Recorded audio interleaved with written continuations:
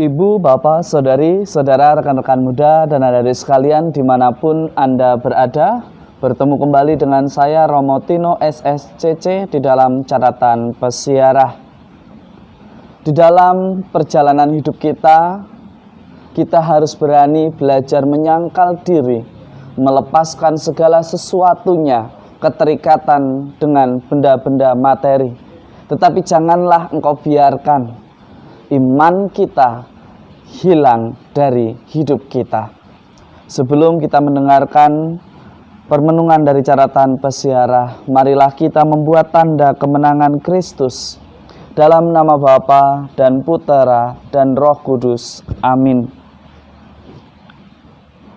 Allah Bapa sumber sukacita, Engkau berkenan mengundang kami untuk ikut serta dalam perjamuan anak domba. Semoga dengan anugerah ini kami semakin diteguhkan untuk berani dengan sukacita mewartakan Injil-Mu di dalam karya dan hidup kami di dunia ini. Demi Kristus pengantara kami. Amin.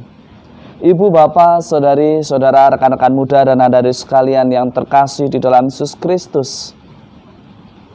Hari ini kita diingatkan oleh Yohanes di dalam kitab Wahyu. Kita diminta untuk berbahagia karena kita semua yang telah dipersatukan menjadi anak-anak terang melalui sakramen baptis diundang ke dalam perjamuan nikah anak domba. Allah mengundang kita ke dalam kebahagiaan surgawi. Allah mengajak kita untuk menyiapkan hati kita dengan hati yang tulus, dengan hati yang ikhlas, dengan seia sekata, bukan hanya pandai merangkai kata, tetapi mewujudkan cinta kasih Allah di dalam kehidupan yang nyata. Hari ini kita diingatkan bahwa kita adalah orang yang berbahagia ketika kita mau menanggapi panggilan Tuhan dengan sukacita, dengan ketulusan, dengan perlakuan yang tanpa pamrih. Kita dipanggil untuk menjadi orang yang berani mewartakan kebenaran. Di dalam Injil hari ini kita mendengarkan gambaran tentang akhir zaman yang begitu menakutkan, yang begitu mengerikan. Tetapi Yesus mengingatkan kepada kita bahwa orang akan mati ketakutan karena cemas berhubung dengan segala sesuatu yang menimpa di bumi. Mengapa orang takut? Mengapa orang cemas? Karena dia tidak menaruh harapannya kepada Tuhan. Ingatlah, di dalam Injil Lukas ini kita diingatkan bahwa hidup kita hanyalah diubah dan bukan dilenyapkan. Maka selagi ada kesempatan di dunia ini untuk memperbaiki diri, untuk memperbaiki hidup kita, untuk tidak membiarkan hilangnya iman dari hidup kita, menjadi pertanda bahwa kita adalah milik-milik Allah. Kita adalah anak-anak Allah.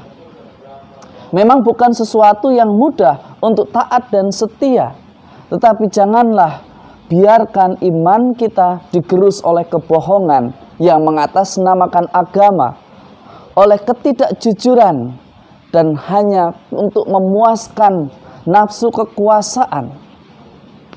Marilah kita belajar untuk mewartakan di dalam ketulusan, untuk mewartakan di dalam kebenaran. Kadang karena kita ingin mencapai hasil, kita melegalkan segala cara. Tetapi hari ini kita diingatkan, kita akan menjadi takut karena proses yang kita ikuti tidak kita jalani dengan benar. Seringkali di dalam proses kita berbohong.